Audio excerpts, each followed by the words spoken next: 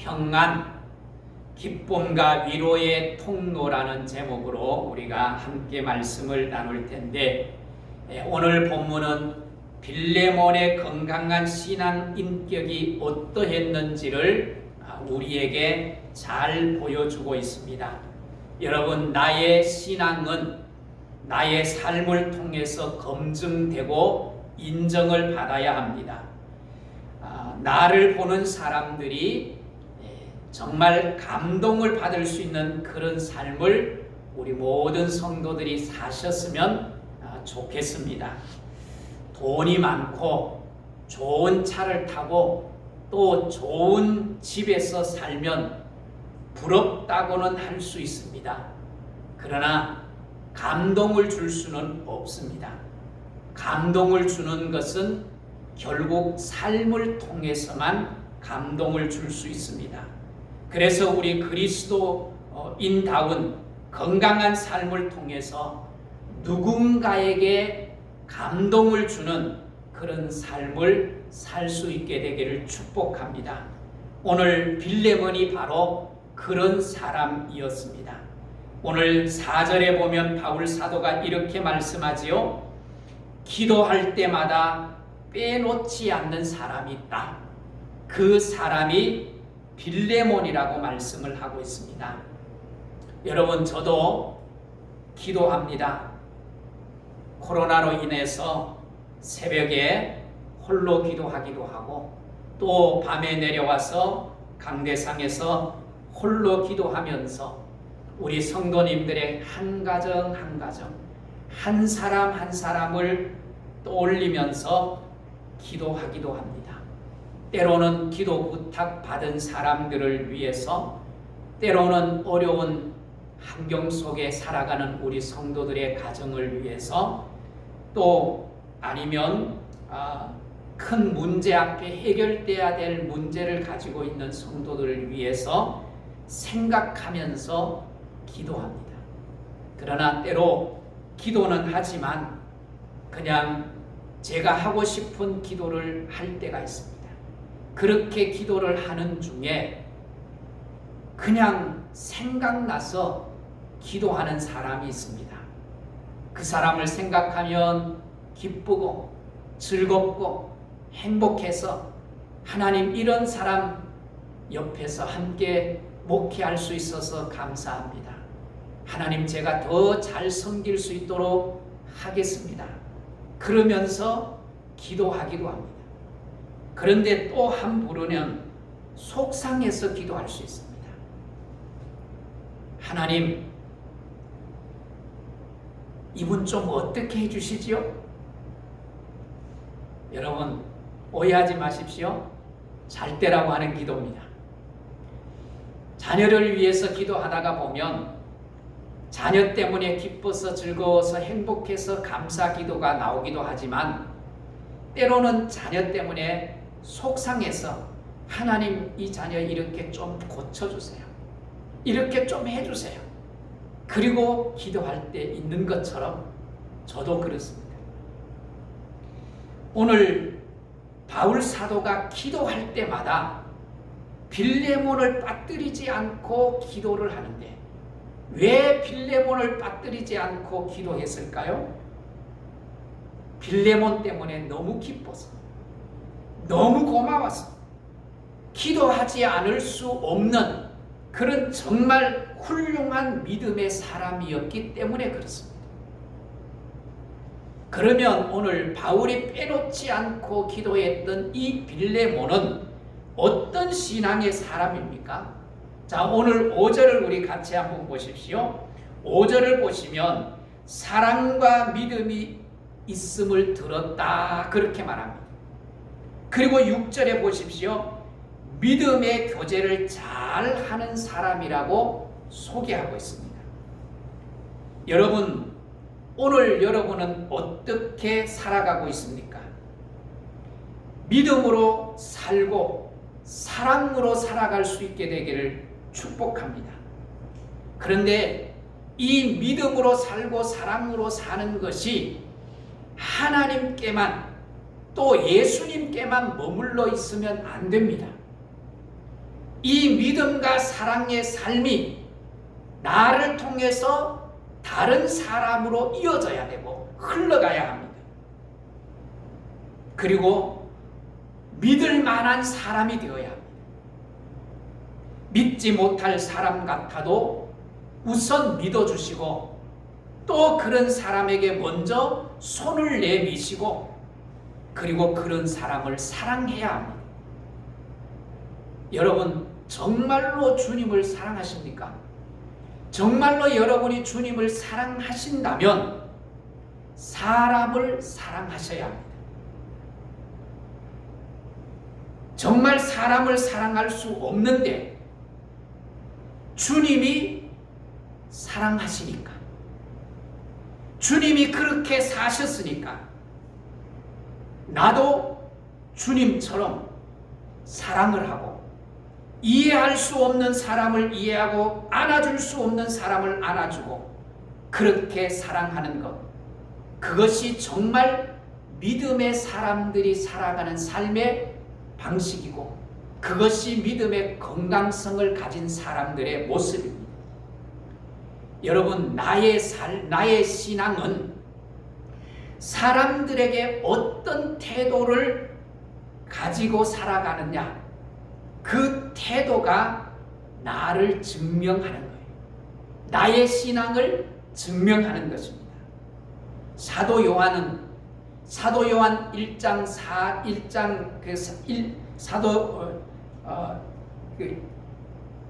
사도 요한 1서에 4장 20절에 이렇게 말합니다. 눈에 보이지 않는 형제를 미워하면서 눈에 보이지 않는 하나님을 사랑하는 것. 눈에 보이는데 그 형제는 미워하면서 눈에 보이지 않는 하나님을 사랑한다? 그건 가짜다. 그거는 가짜야. 그러면서 사도 요한은 우리에게 말씀을 해주고 있습니다.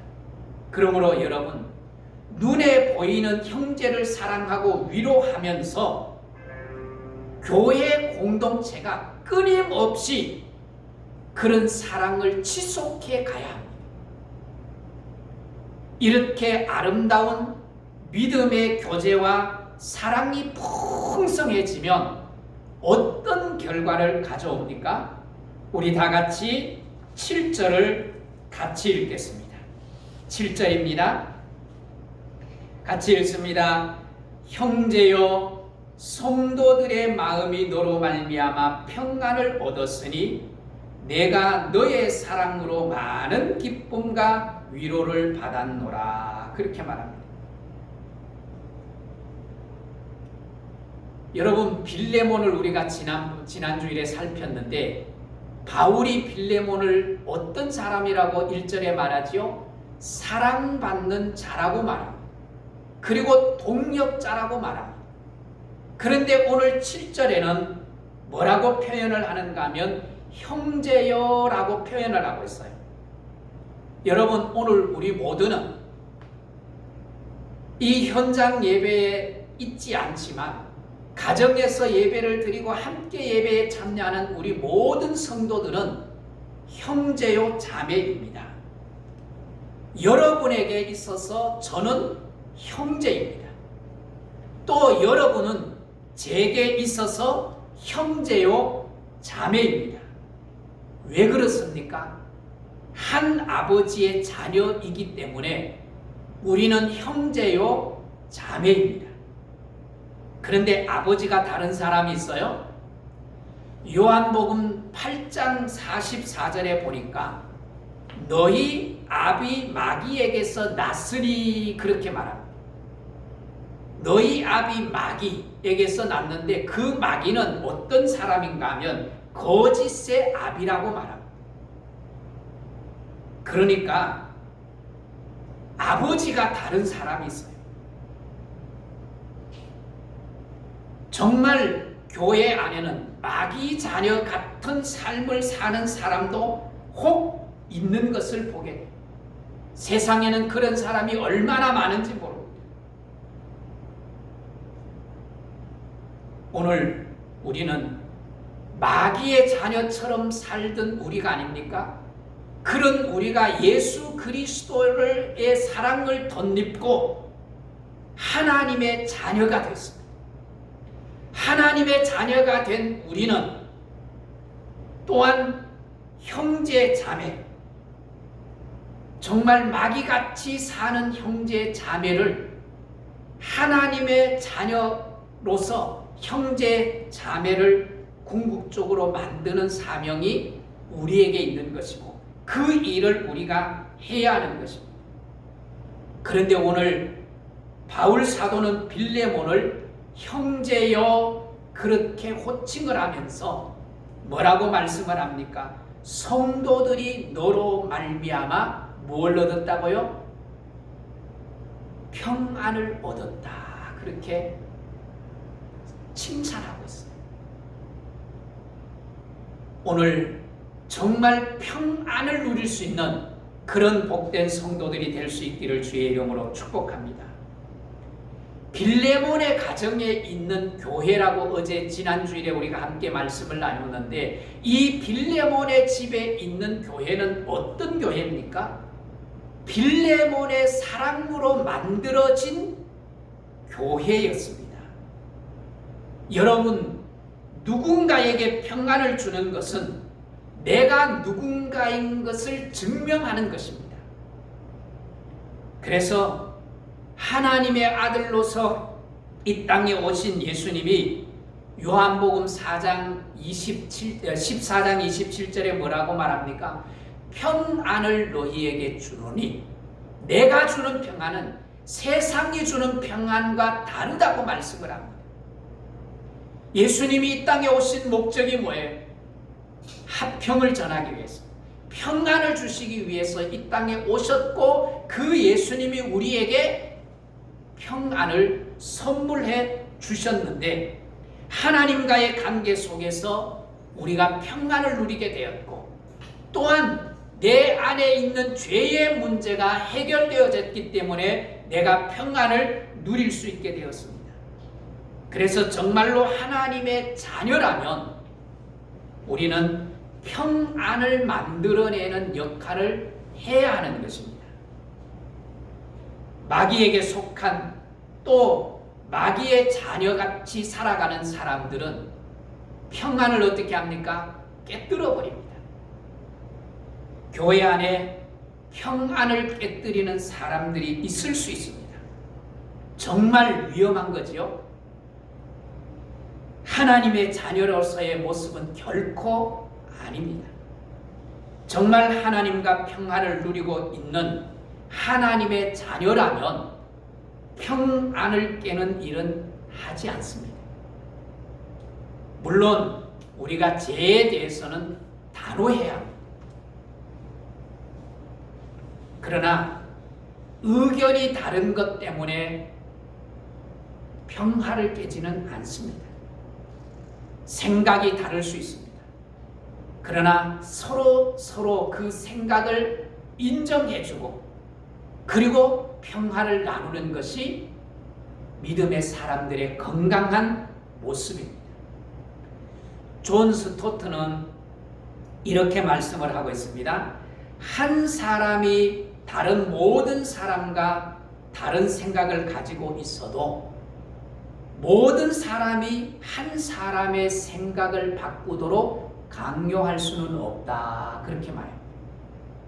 우리 하늘문 교회 공동체라고 하는 이 공동체가 전부 다 똑같은 생각을 지니고 있어요. 그런데 한 사람이 생각이 달라요. 그런데 같은 생각을 가진 사람이 한 사람이 가진 생각 너는 틀렸으니까 그것을 고쳐라고 강요할 수 없다라는 것이에요. 이 사상은 매우 중요한 민주주의 사회에 있어서 매우 중요한 이 사상이고 중요한 가치입니다. 왜? 다른 생각을 하는 그 한 사람조차도 존중을 받아야 하기 때문입니다. 그래서 여러분 서로 다른 것 때문에 갈라지지 않습니다. 깨어지지 않습니다.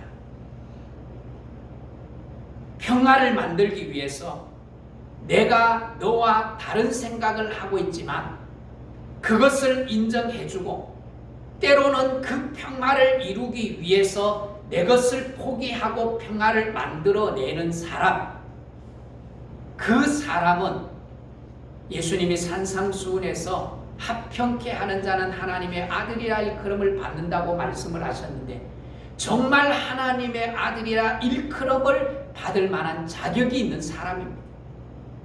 그래서 여러분 오늘 다 평화를 만들어낼 수 있는 은혜가 있기를 주의 이름으로 축복합니다. 아멘이 작은 것 같아요. 크게 한번 아멘을 해주세요. 네, 저한테 들리는 것 같습니다. 여러분, 하나님의 속한 자는 평화를 만들어내는 겁니다. 그러면서 마귀에게 속한 자 같은 사람이라도 형제를 만들고 평화를 누리도록 만들어내는 건강한 삶을 살아가게 되는 것입니다. 사랑하는 성도 여러분, 나로 인하여서 또 교회로 인하여서 정말 사람들이 평화를 누리게 되는 그런 은혜가 있기를 주의 이름으로 축복합니다. 교회 공동체가 정말 내 가정이 내가 머물러 생활하고 있는 그 직장이라는 삶의 현장 속에서 여러분으로 인하여서 평화가 임하게 되는 그런 은혜가 있었으면 좋겠습니다. 오늘 본문의 성도들은 빌레몬을 통하여서 뭐를 누렸어요? 평화를 누린다고 말씀을 하고 있어요. 그러면서 바울 사도는 그 빌레몬으로 인하여서 뭐합니까? 오늘 7절을 다시 한번 보십시오.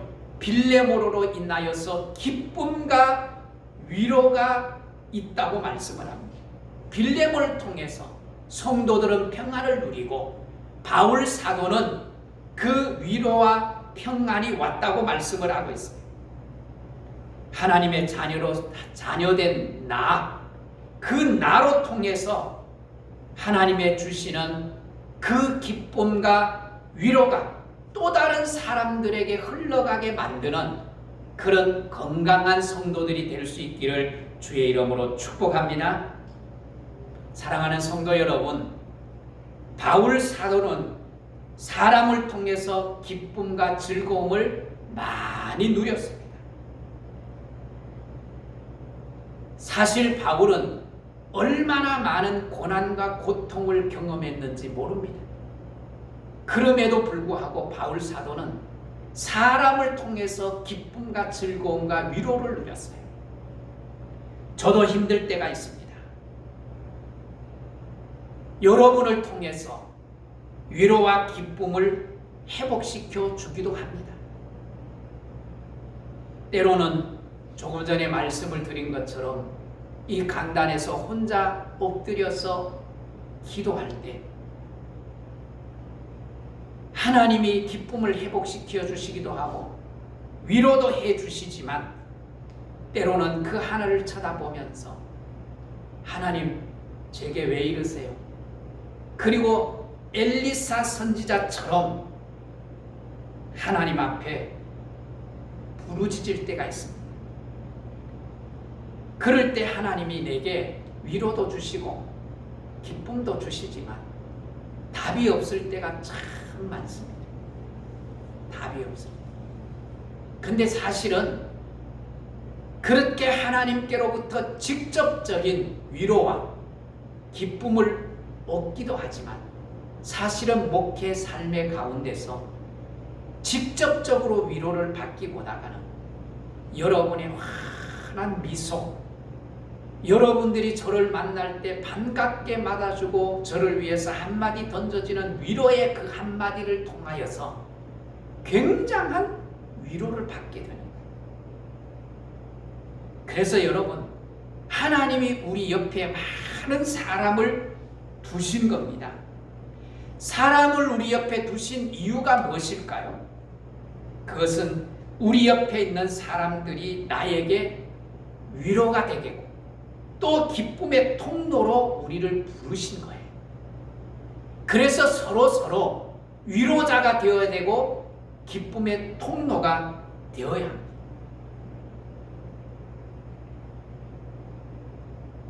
여러분 집에 전부 낮에 전기불을 켜신 분들도 있고 또 켜지 않고 방송을 보시는 분들도 있을 텐데 지금 교회 안에 전기가 환하게 켜져 있습니다.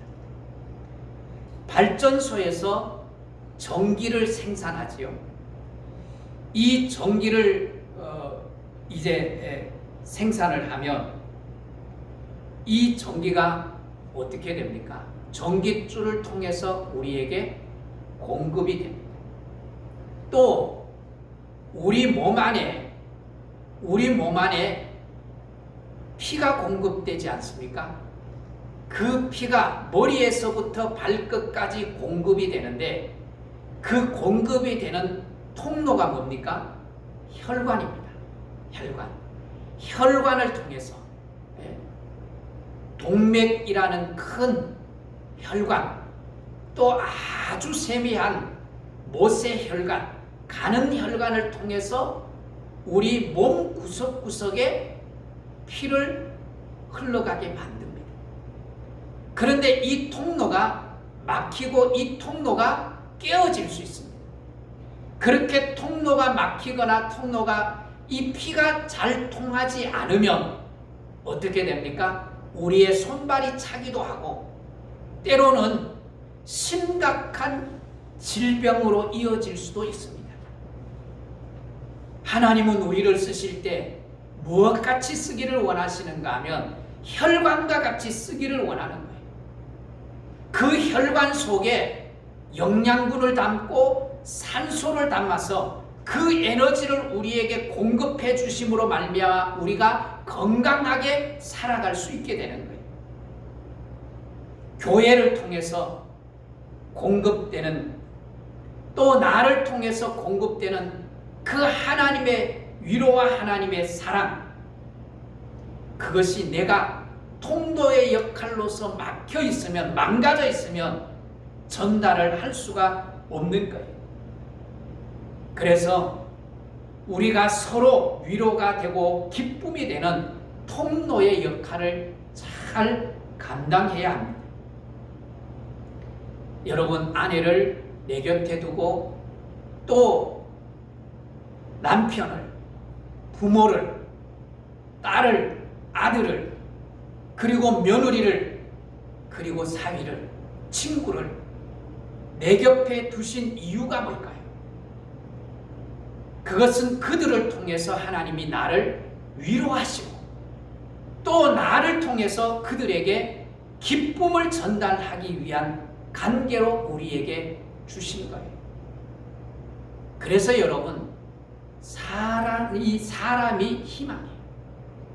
정말 오늘같이 힘든 우울증이 많고 또 코로나로 인하여서 경제적인 사정이 어려워서 죽겠다고 하는 사람들이 많은 시대, 이런 시대 무엇이 소망이겠어요? 정말 사람에게 평화를 전해주고 위로와 기쁨을 줄 수 있는 사람들이 필요한 거예요. 그 사람이 바로 이 세상의 소망이에요. 희망이에요. 여러분 잘 아시죠? 세계적인 테너였던 루치아노 파바로티, 지금은 저 세상 사람이 됐어요. 이분은 세계적인 인기를 누렸던 사람입니다. 제가 오늘 단체 카톡에 그분이 하신 말씀을 올려놨는데 여러분 같이 읽을 수 있으시면 같이 한번 읽어주시면 고맙겠습니다. 그 파파로티가 이렇게 말합니다. 어디를 가도 나를 알아보는 유명한 인사가 되었지만 나에게 가장 큰 위로요 따뜻한 공간은 아내와 세 딸이 있는 가정에 들어가면 나는 유명한 사람도 아니요 나는 테너도 아니다. 아빠요 남편이고 가정에서 가장 평안하고 행복하다. 그렇게 말합니다. 왜 그렇습니까? 아무리 유명한 사람이라 할지라도 기쁨이 필요하고 위로가 필요한데 그 기쁨과 위로는 내 옆에 두신 아내, 자녀를 통해서 그 기쁨을 누릴 수 있기 때문입니다. 이렇게 사람이 얼마나 큰 위로의 통로가 되는지 모릅니다. 사람을 통해서 위로를 받고 사람을 통해서 기쁨을 누리게 됩니다. 하나님이 우리 주변에 그런 사람을 주었고 또 내가 누군가에게 그런 사람이 된다는 것은 축복입니다. 어제 제가 우리 형님 아들 결혼식에 갔다 왔습니다. 4단계 방역 수칙 때문에 49명만 참석하는 결혼식이었어요. 시간이 너무 많다가 보니까 한 사람 한 사람 그 축복의 메시지를 좀 카메라에 담아다 줬으면 좋겠다 그래서 카메라에 담았습니다. 제가 그랬습니다. 그냥 잘 살아. 그러면서 이랬습니다. 그냥 잘 살면 너희들이 행복할 거야. 그런 너희들의 모습을 보면 부모가 기쁘고 위로를 받을 거야. 그리고 그런 삶을 보는 주위의 사람들이 너를 칭찬할 거야. 그러게 제가 메시지를 남겼습니다. 여러분, 우리는 서로에게 정말 기쁨을 주고 위로를 줄 수 있는 통로 역할을 잘 감당해야 됩니다. 누군가에게 기쁨이 되고 위로가 되는 삶을 사십시오. 하나님은 사람을 통해서 기쁨과 위로를 흘러가게 만드십니다. 사랑하는 성도 여러분, 나는 어떤 통로입니까? 하나님의 위로가 나를 통해서 아내에게, 남편에게, 친구에게, 이웃에게, 우리 집사님과 우리 권사님들과 장로님들과 우리 성도님들에게 흘러가는 그런 삶을 살 수 있었으면 좋겠습니다. 그런 삶을 사는 것이 진정한 그리스도인의 모습이기도 합니다. 정말 믿음이 그리고 사랑이 있다면 통로 역할을 잘 하는 것입니다. 조금 전에도 잠깐 말씀을 드렸지만 발전소에서 전기가 생산이 돼요. 이 전기가 생산이 되면 전기가 어디로 갑니까? 변전소로 가서 전압을 낮춥니다. 전압을 낮춥니다. 그리고 이것이 전기줄을 타고 전봇대에 달려있는 변압기로 가죠. 그리고 변압기를 통해서 우리 가정에 220V 전기가 들어옵니다. 그런데 이 전기줄을 통해서 전기가 들어오는데 이 최고의 전달체인 고체라고 하죠. 이 고체를, 전기선을 금이나 백금으로 만들면 이 전기가 100% 생산된 전기가 우리 가정에 100% 들어오지 않아요. 전선줄을 타고 가면서도 저항이 있기 때문에 손실이 있어요. 그런데 이 손실을 최저로 낮출 수 있는 것이 뭔가 하면 백금이나 금으로 전기줄을 만들면 됩니다. 근데 여러분, 전선을 백금이나 금으로 만들면 여러분 가정에 전기가 안 들어올 수 있어요. 왜 그런지 아세요? 그 백금으로 만들어 놓으면 사람들이 다 끊어갈 거예요. 네.